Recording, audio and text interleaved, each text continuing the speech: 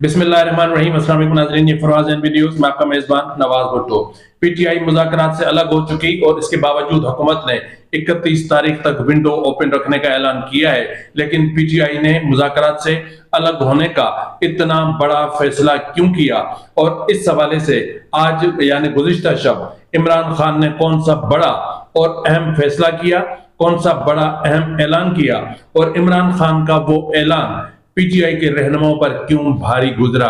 इसलिए कि पीटीआई के रहनुमाओं की भरपूर कोशिश है कि किसी ना किसी तरीके से एस्टेब्लिशमेंट से उनके मामला तय हो जाएं या फिर उनके रवाबित हो जाएं, ताकि जो पीटीआई और एस्टेब्लिशमेंट के दरमियान एक महज आराई पैदा हो चुकी है उसको किसी ना किसी हद तक खत्म किया जा सके या काबू पाया जा सके। क्योंकि ऑलरेडी सुप्रीम कोर्ट में एक हाई लेवल पर एक टेंशन क्रिएट हो चुकी है और जजेस आमने सामने आ चुके हैं, और फिर जजेस के फैसले तसादुम में आ रहे हैं, और एक जज दूसरे जज पर पहले तो सिर्फ इल्जाम करते थे, अब अपने फैसलों में अपने साथी जजेस को घाव लगाने में मसरूफ है। लेकिन इससे पहले मैं बात करूंगा पीका के हवाले से। आपको पता है कि गुज़िश्ता रोज सेनेट से भी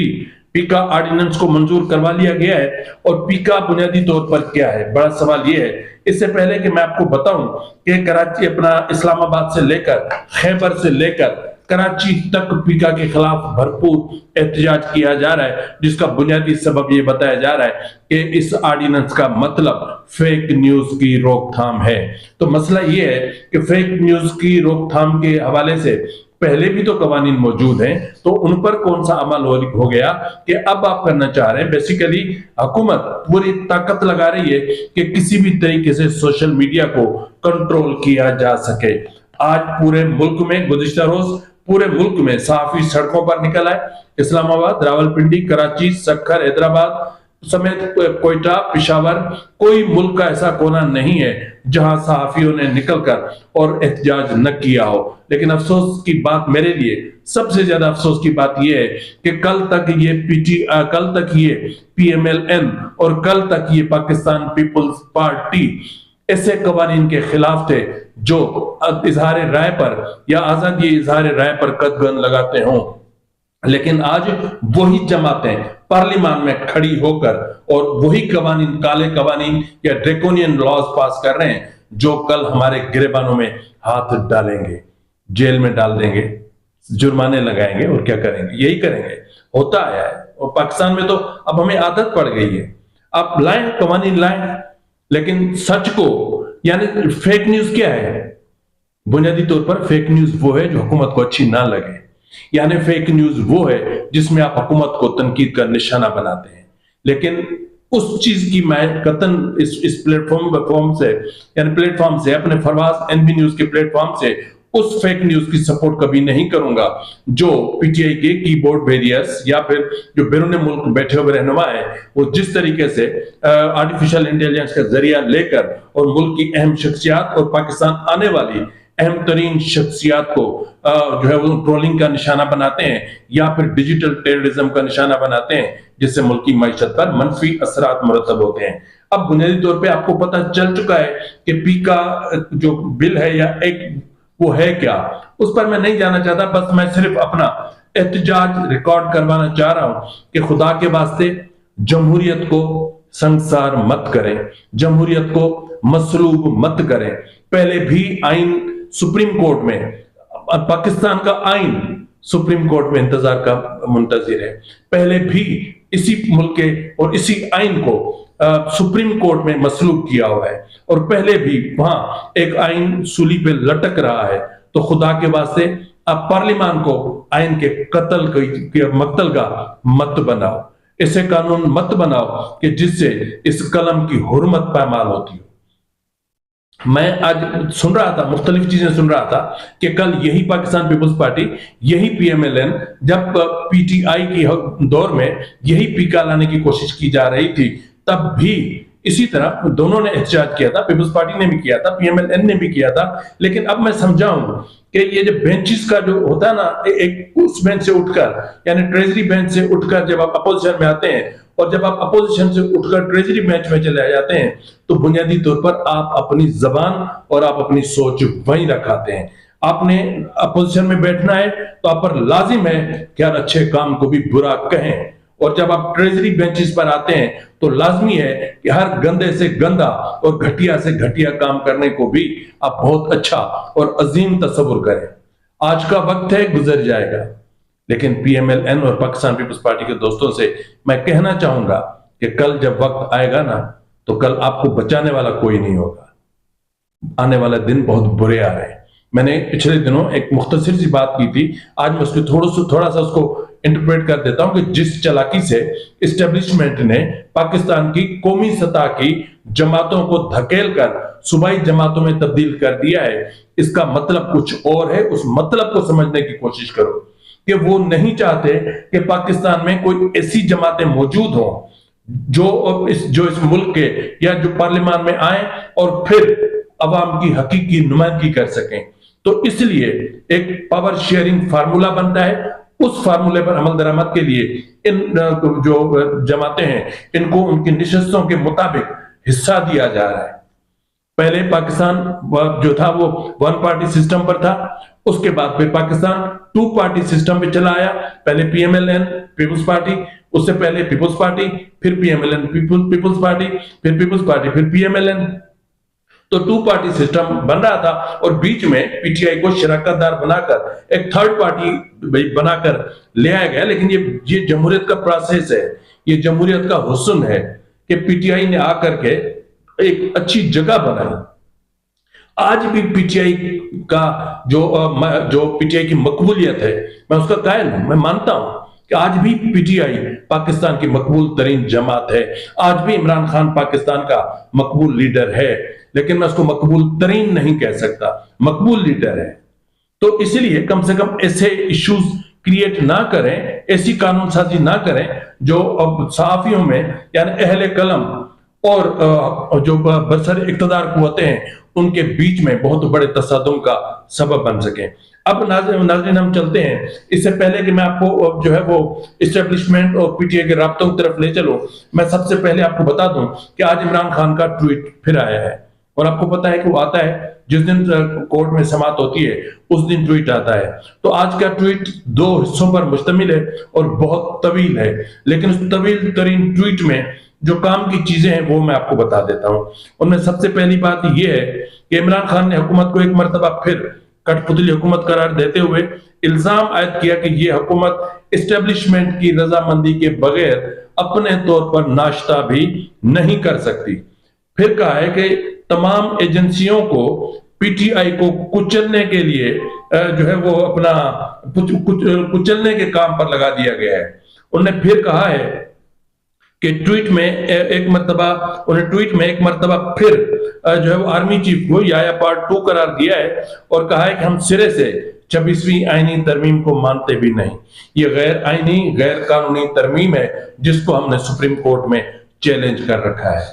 لیکن ناظرین اس سے پہلے کہ میں آپ کو لے چلوں پی ٹی آئی اور اسٹیبلشمنٹ کے درمیان جو معاملات ہوئے ہیں، اس سے پہلے میں آپ کو بتا دینا چاہتا ہوں کہ آپ کو پتا ہے کہ اپنا نو منتخب امریکی صدر ڈونلڈ ٹرمپ نے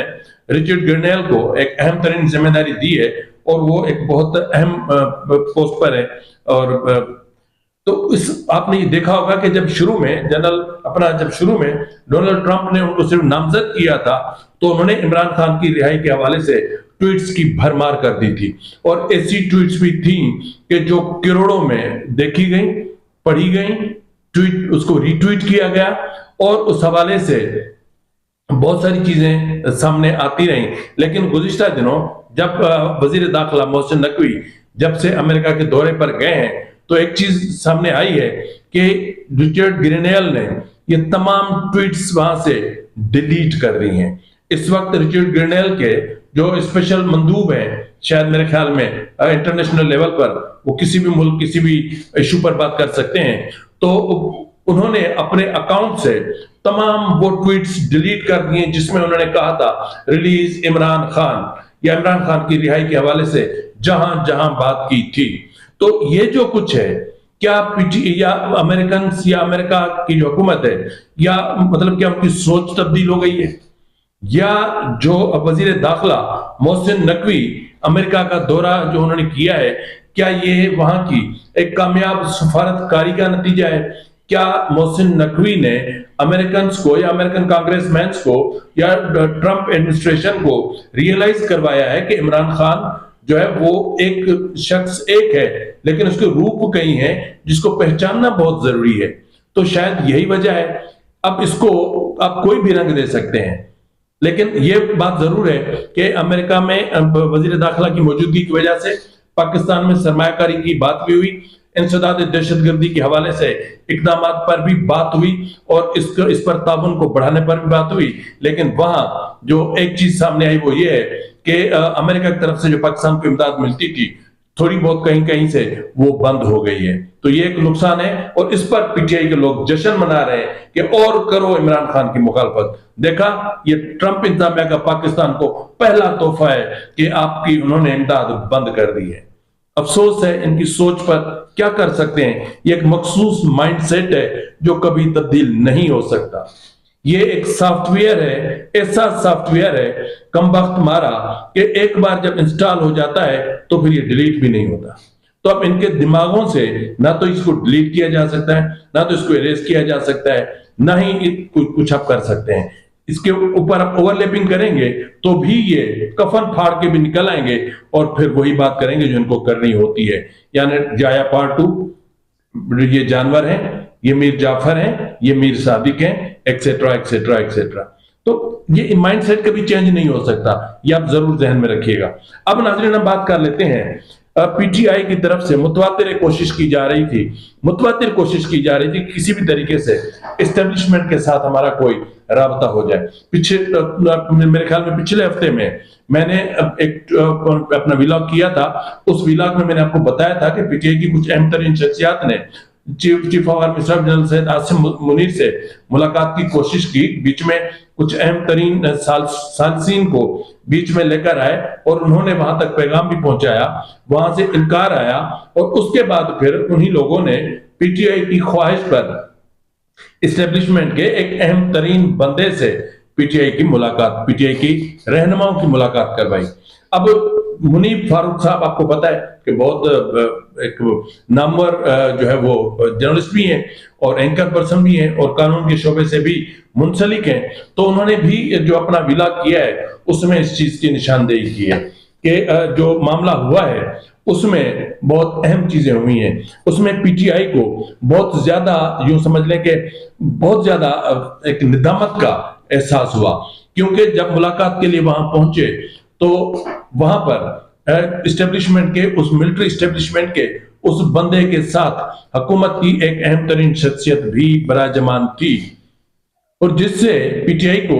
یہ پیغام دینے کی کوشش کی گئی کہ بھائی جان ہم اکیلے آپ سے بات نہیں کر سکتے، ہم ایسا کوئی قدم نہیں اٹھا سکتے جس کی وجہ سے حکومت اور ملٹری اسٹیبلشمنٹ کے درمیان شکوک و شبہات پیدا ہوں، جس کی وجہ سے ایک بد اعتمادی